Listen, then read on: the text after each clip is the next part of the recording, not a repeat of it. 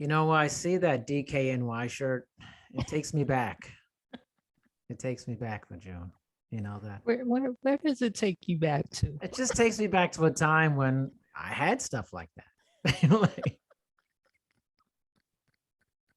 And you're So bringing it back. what are you saying that now you don't have stuff like that? What are you I'm saying? saying that I've matured beyond that. That's what I'm just joking. It's actually refreshing to see. I'm like, wow, that's cool. I love that. It's awesome. Thank you, thank you. Of course. So, uh, we're in the same business, essentially health and wellness. And I believe you've been a trainer. You are a Yes, trainer. And you got all yes. your stuff back there. Look at all that personal trainer, the Yeah. website, everything. Amazing. Yes, yes. Awesome. So tell me a little bit about why'd you get in the industry? I'd love to know kind of the genesis of that. Um, I love sports. So, when you're doing sports, you're running, you're lifting weights, you're, doing all this cardio and all this stuff. Always been into that. So as I went to college, I would have friends that would come to me and say, "Hey, will you, pretty much saying, will you train me Yeah. as working out?" And I ended up moving to the DMV area and I was working out, and people would always ask if I was a trainer or if I was ex-military and things like that. And I'm like, I should get paid for this. So I kind of got into it in that aspect because, fitness was very important. Being from the South, health obesity is very high. um I wanted, and especially in the DC area, obesity is high because it's food deserts. What's in those neighborhoods are um Chinese places, chicken places, pizza, things like that. The obesity rate is really, really high. When I was working on my bachelor's and my master's, I was writing papers and I was just so astonished at the numbers of how high it was. Black communities, brown communities. So that was one of the reasons that got me interested in it. I started off working with individuals with intellectual, developmental, and physical disabilities. One thing that that community does to get those individuals to be quiet is they take them to McDonald's or some fast food restaurant or give them candy or give them cookies or give them juice as a reward to be quiet, and their obesity rate is high as well. No, it makes a lot of sense. And especially, you talked about being from down south. And I've lived a lot all over the country. In particular, I lived in southern Georgia for a period of time. Mm. Savannah, Richmond Hill, and the area. It's a different world for Oh sure yeah, down yeah. there. But obesity is a huge issue, especially in the South. And you look at kind of the map of America, and research has looked at, in terms of overweight, obesity, where it's very centrally located in the southern portion of the United States. And you mentioned that in the DMV area, which I'm familiar with too. What is it about the South beyond just, uh, the food deserts or the, fast food places? Is there something else that's also part of this larger issue? When I moved to Dallas and I also moved to the DC area, the food is different. I'm from a small town in Louisiana. The food is different. I never saw a fresh cherry Yeah. until I moved to the DMV. The cherries were in the jar, which they give you in your drinks and things like that. Yeah. So it was like, wow, this is cherries.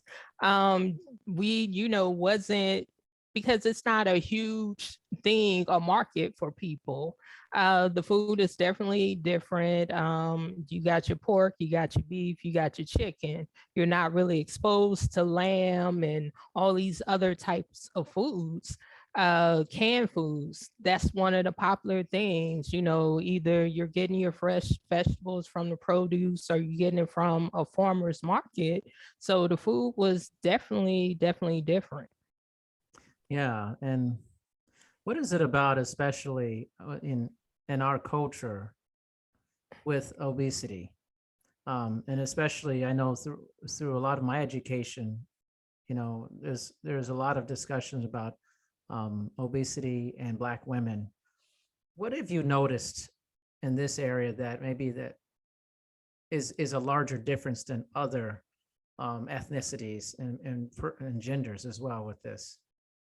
I would say a large percent is trauma. A Mhm. lot of women have experienced physical abuse, sexual abuse, um, verbal abuse, emotional abuse, some form of abuse.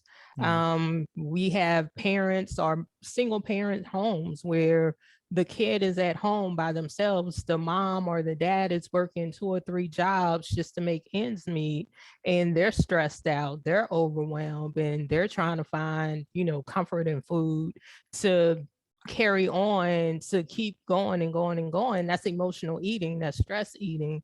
I would say those are one of the biggest things that I've seen personally from myself: grief, trauma, stress, frustration. Those things are the major things. Yeah, most definitely. Now, as you got into the business, how long have you been in the business now, by the way?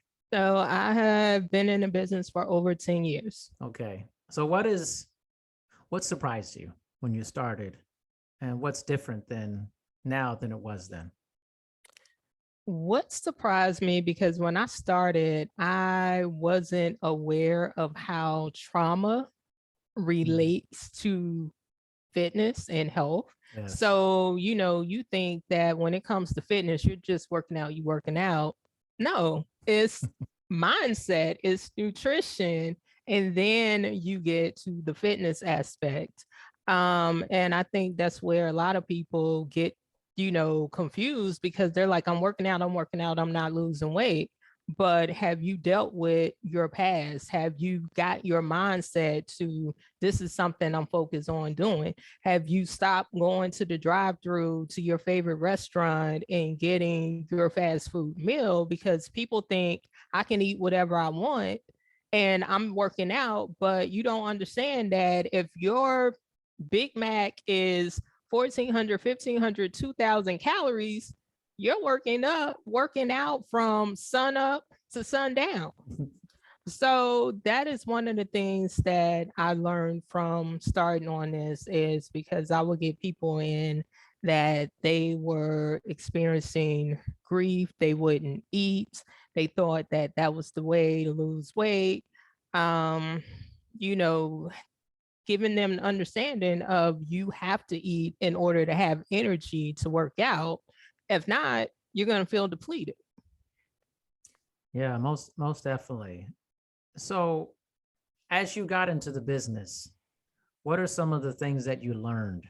And you're like kind of these epiphanies beyond what you just talked about. And now, as you've been in about a decade here, how do you see yourself in the business versus how you used to see yourself in the business? So definitely, I learned that every client is not your ideal client.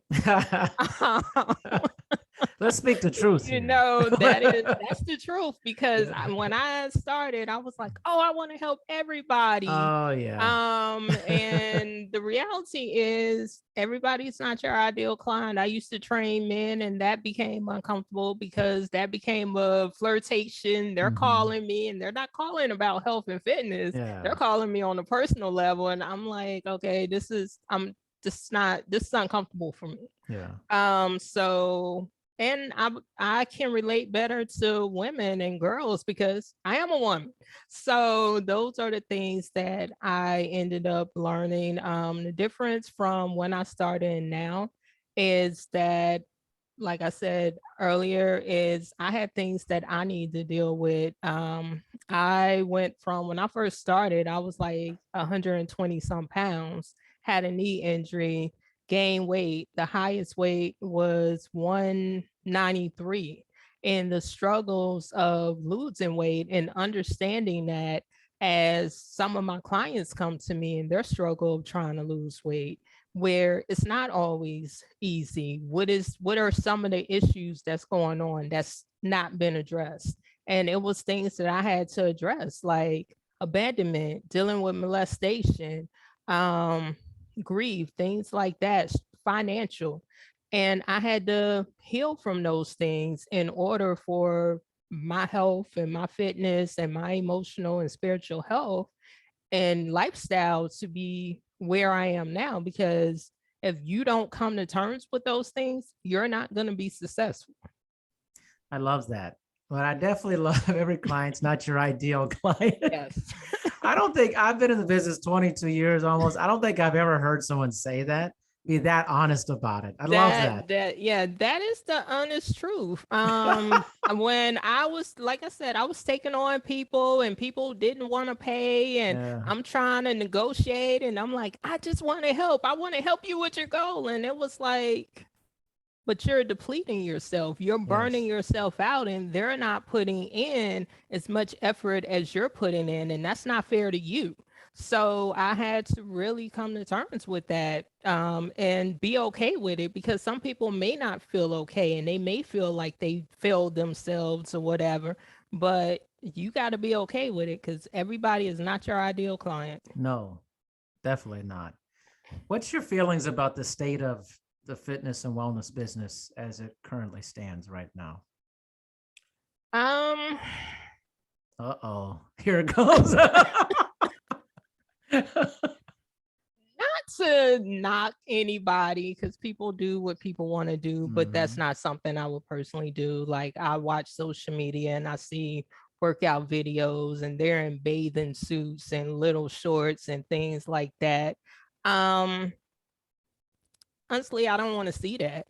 Yeah. I want to see you being you, because you're not walking outside with this realistically. No. And ideal people, real people, it is kind of, it kind of pushes them away, because they're like, well, she's in a two-piece and I can't put a two-piece on right now. So that's what it's the term of sex sales. Yeah. And it's kind of disappointing, because it's people out here that really do want to become healthier and want to be, have someone that they can look at and say, okay, you remind me of me, or you could, look like what I want to look like. Not that you're flaunting your body and you got little or nothing on. Like, that's not something that I would personally do, but each his own. Um, I do think when it comes to some clients, they don't understand that, yeah, you do have to invest in your health, and it's not going to be inexpensive. Right. You have to put in the same thing way that you got the weight on and you spent money at whatever restaurants, and you got to buy those larger clothes and you got to pay for your health and things like that. Invest in your health, invest in becoming healthier, because that long term of taking medication and going to doctor's appointments after doctor's appointment, that's expensive. Why don't people see it that way in your mind, that they see that the back end is going to be very expensive? Why not just put it in the front end of things and just invest in it? What's the disconnect that people have with that? Unfortunately, the disconnect is generational, because, like I said, I'm from the South, and people from the South are not trying to change their diets. Most of them are not. Oh, They're like, no. oh, well, I'm gonna die of something anyway. Mm, And they end up going to the doctor when you're at the last stretch, you're at stage 4, yeah. and that's unfortunate. You've been having this cough or you've been having this pain for months, for years, and things like that. Address it up front. Most people, they have health insurance that's coming out your check every paycheck, but you don't want to pay that copay, but you giving them the money. That I makes know. Strange. absolutely no sense.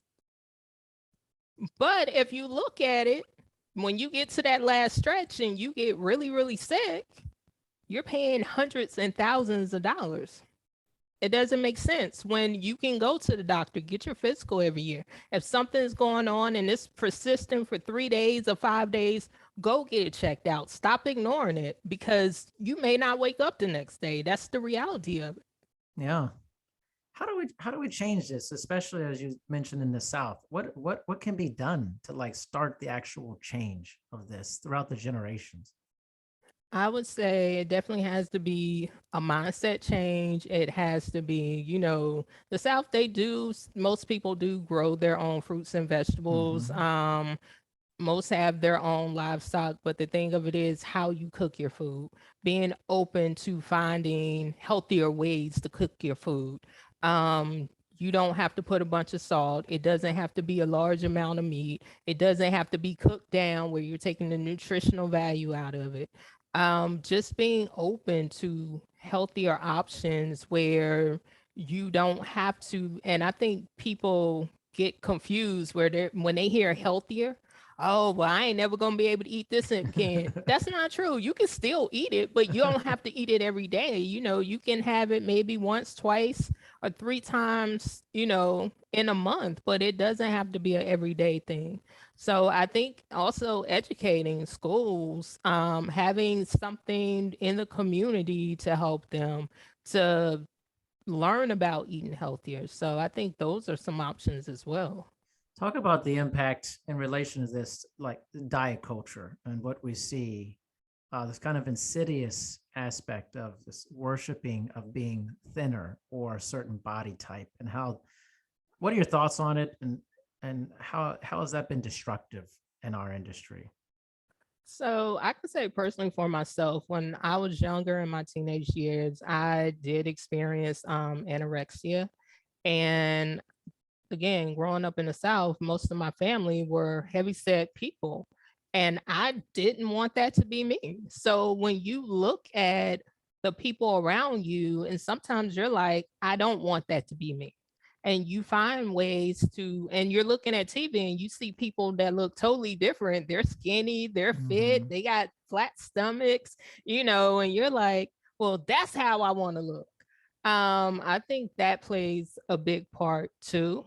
I think, like now social media, it, people are trying to be like the people on social media, and Yeah. which, unfortunately they don't understand that those, hey, those people get off and they may not be happy and they may not have that big house or all those cars or whatever. It's all show.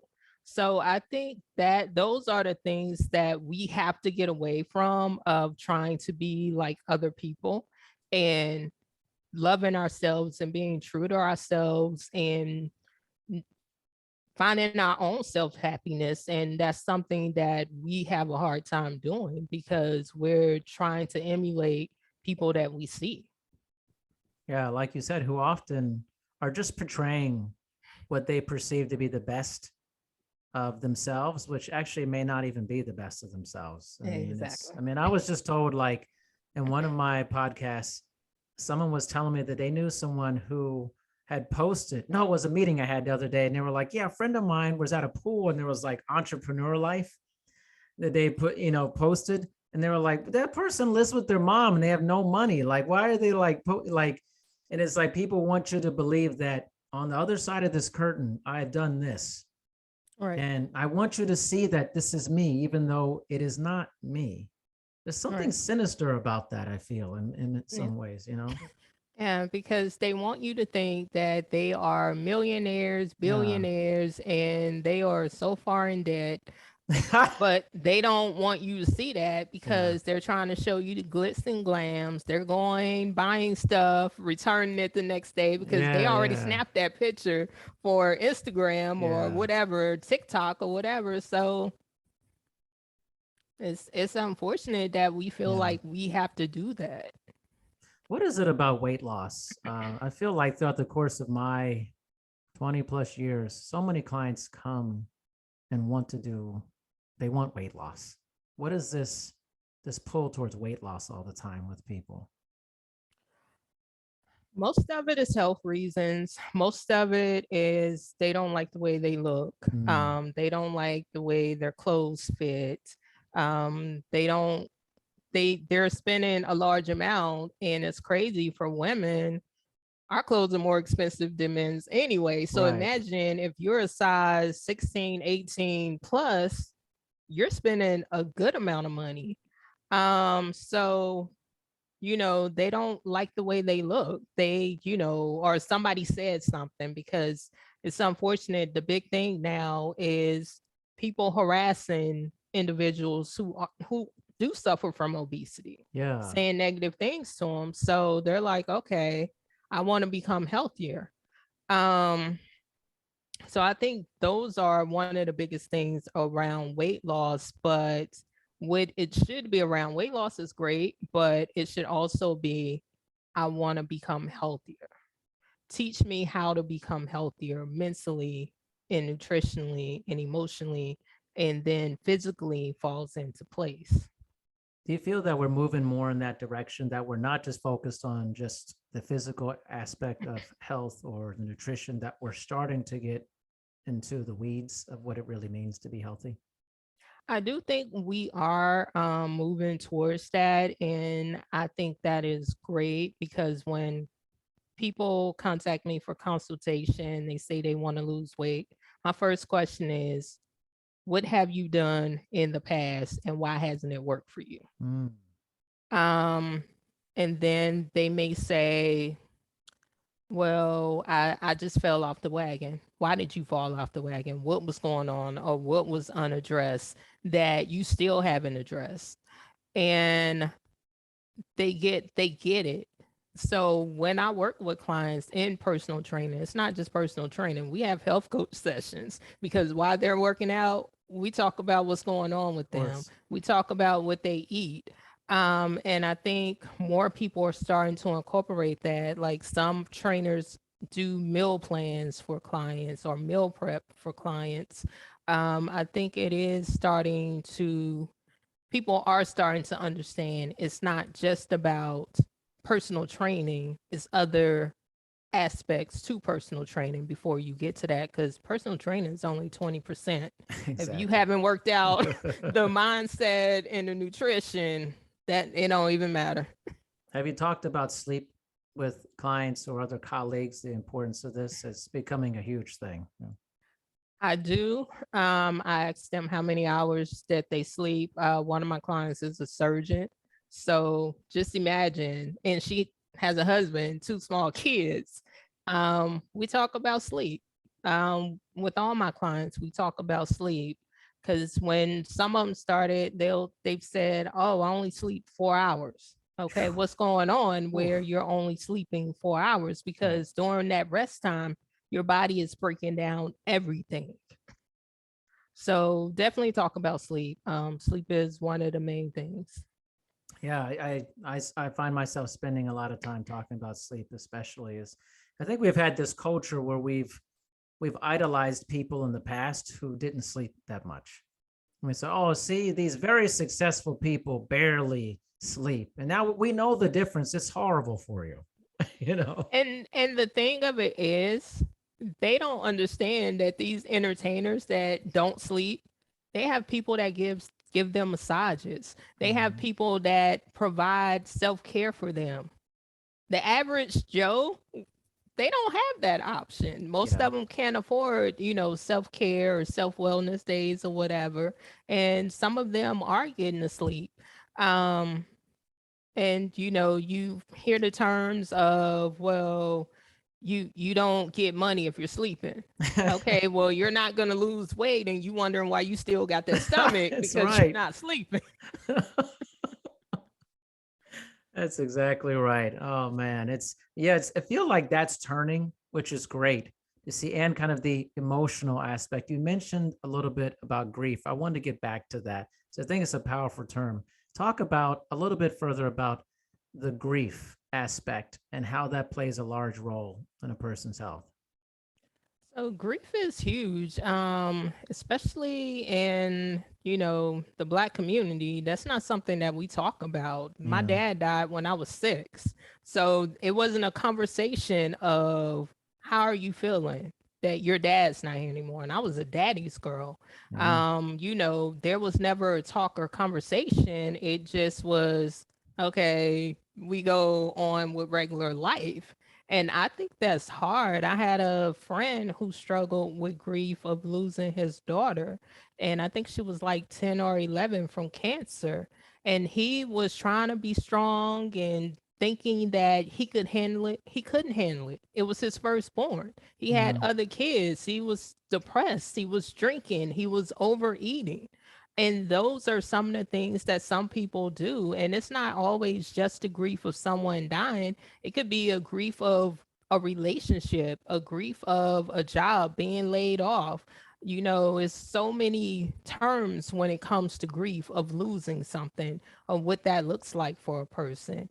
Um, so I think it's big. If you're experiencing some type of grief, definitely get counseling, talk to someone, because you think you can handle it, you can't handle it. I had a client whose son died, and that was her weight that she was holding, because she felt that she should have died before him, and Yeah. it wasn't fair. Yeah. And what a and the Black community, there's been such a stigma about therapy for many years. And man, I've always been frustrated by that.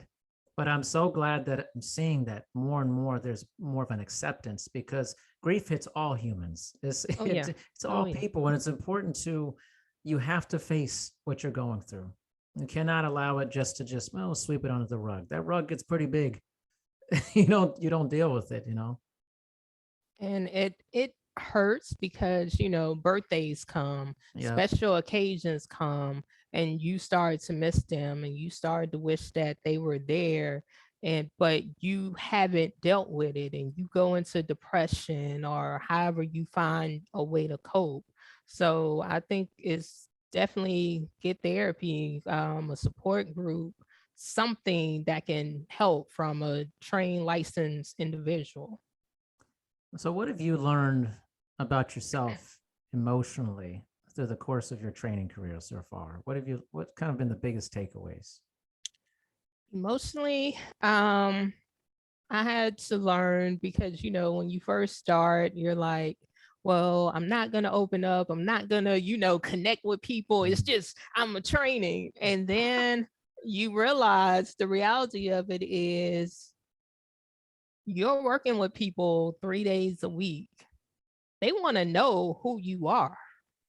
So it doesn't get really, really personal, but we'll talk about television. We'll talk Mm. about family. We'll talk about, what's going on with them, and, some things of what's going on with me, where it feels like friendship. It feels like family. Like I said, one of my clients, 2 kids, we do on screen now because of COVID. I used to go to her house, and Yeah. the kids would show me their toys, or they'd be like, "Hi, Miss LaJune." Mm. So it feels like family. It feels like that connection. It feels like, we talk about things that are from hormonal to, sleeping, to what they're eating, if they had a bad day, things like that, because it's showing them I'm a real person and I can connect with you.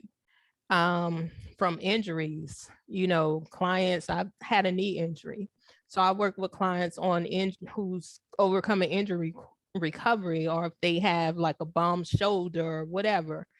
I can connect. I've been in 3 car accidents, Man. from 2019 to 2022. Those 3 years I was in a car accident. And I can connect because my shoulder, when they say, "Oh, my shoulder's hurting," okay, let's do an alternate exercise.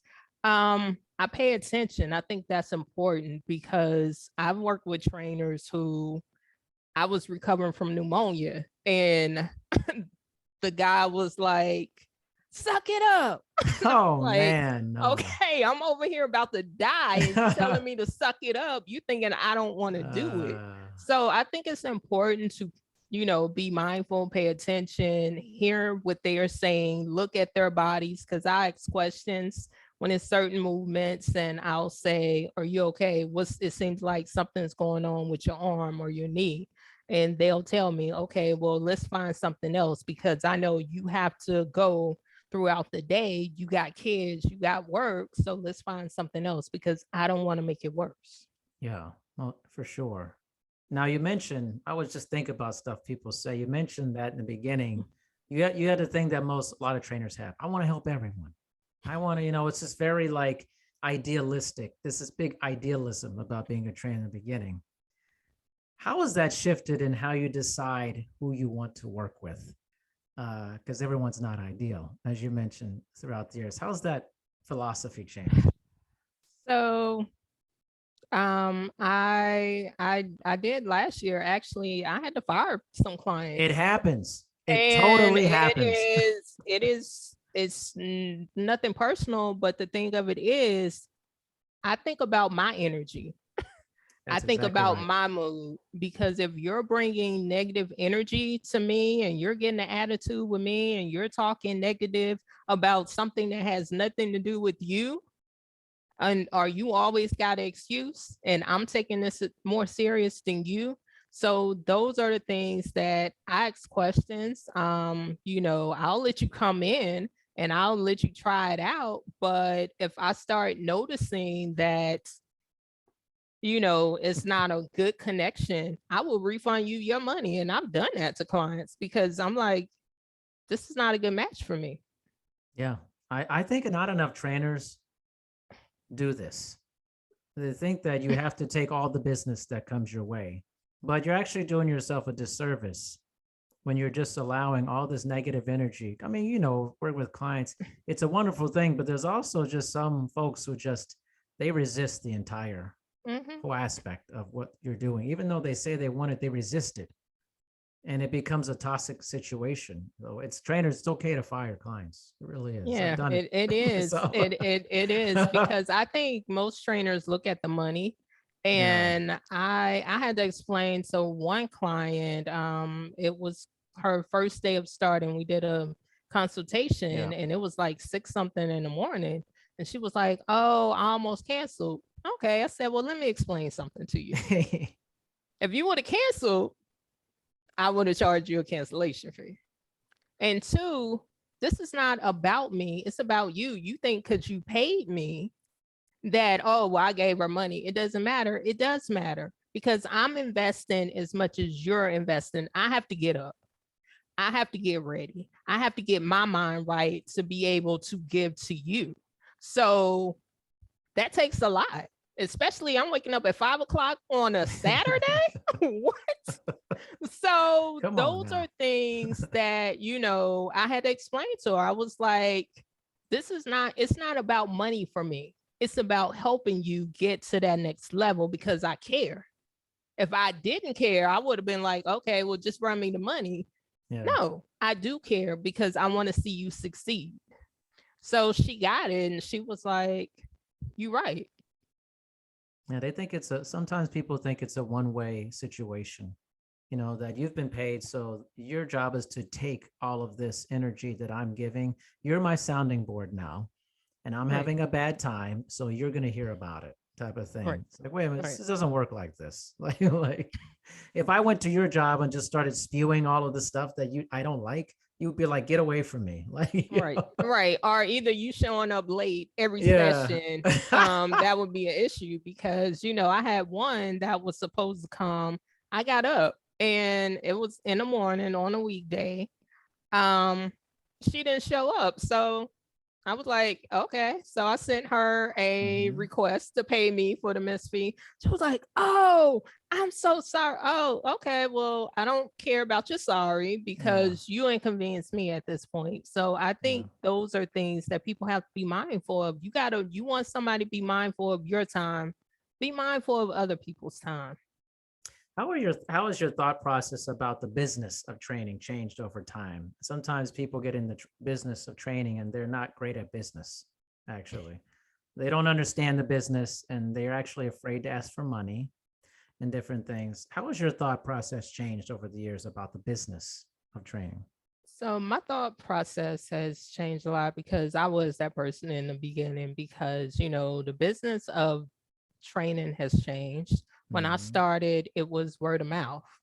When I really got back into it, 2020, there was no word of mouth because we're in a pandemic. So I had to learn how to connect to people, social media, online, things like that. And it's still a learning process of doing online process of, marketing and PR and things like that, because technology is always changing. Um, I think it's important to ask, because in the beginning, I was scared to ask for money. In the beginning, I was lowballing myself, where I was like, oh, well, what can you afford? Right. Um, and Yeah. I had to realize, last year I was burning gas. I'm going from one end of Maryland to the other end of Maryland, which was an hour away. Um, and I was like, I can't keep doing this. So if you say, oh, that's too expensive, I'm you're not really ready to invest in your health and Yeah, your exactly. wellness. So I think that if you've been doing it for a long time, if you believe in yourself and you're a good trainer, throw the amount out there. If they say no, you should probably be thankful, because that's probably not your ideal client.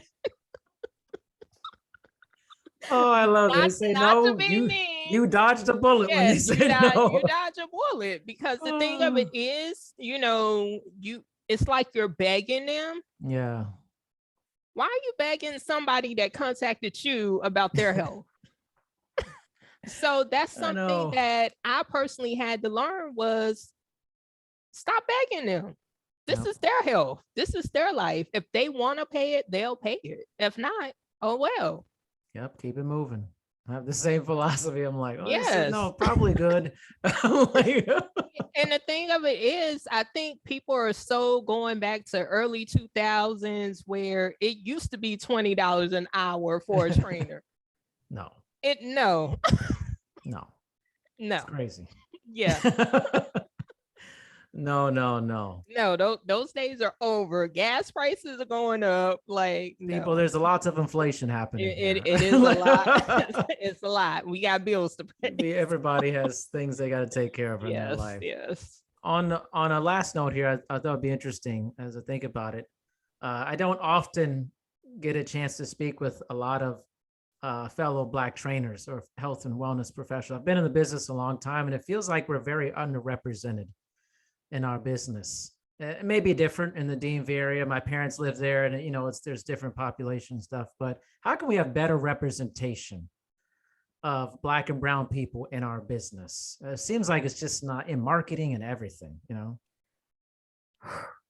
That is a good question. I'm Mhm. still trying to figure that out. Okay, But we're working on it. I think it should be where I live, which is Prince George's County, Mhm. which is a predominantly Black, which is one of the richest Black counties in Maryland. Um, I believe it should be more events, health and wellness events, getting people from the community to come free. Um, I think that would be big. Also in Baltimore, Baltimore is predominantly Black. Yeah. It should be something where they're having health and wellness events for those individuals there, and just all around DC, Maryland, and Virginia. Um, I think that would be important, because you always hear of health and wellness events in this area. It's for corporate people, it's for Mm. business people. It should be for anyone in the community, anyone that lives in the area, because basically you're saying you're not as important as government employees. Right. Yeah. I have a big series that I'm doing, and it's based off some of this, especially like in those type of events, but also in like the marketing and the messaging. Who are the messengers? Uh, who's representing different ethnicities, and say, hey, we need more people like us. And that, Right. if you go in a gym or a health club, if you don't see a lot of people that look like you, sometimes it's discouraging. You're kind of, and you want to see different types of bodies, different ethnicities there. So I actually put it on a lot of the operators of clubs and stuff, and say, hey, you need to understand where you're at. That if you want to have actually a bigger piece of the pie, you want to talk about money. There's a huge amount of money you're losing out on by not Mhm. actually representing a gigantic portion of the population, because you're doing what somebody looks like on Instagram. Everybody comes in different forms. Right. And But it's we're keeping also, one thing, we're keeping it very narrow in our yeah. business. And it's also some gyms and some community centers, they don't have people to help these individuals. Yes. Because I've gone into community centers, it's nobody in there to show them how to use the machine Right. properly. I've seen people on treadmills send somebody next to them and they got the incline all the way Yeah. up and, they're holding on for dear Yeah, life. I've And seen it's that. like, Yeah. no, you don't have to do that. You No. go at your own pace because you can fly off. You let Mhm. go or you Yeah. get too tired, you can fly off.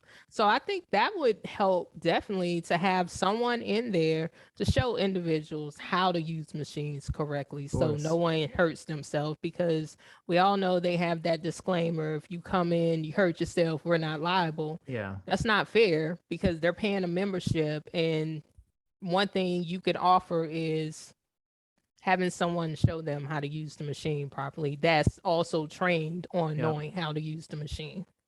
Most definitely.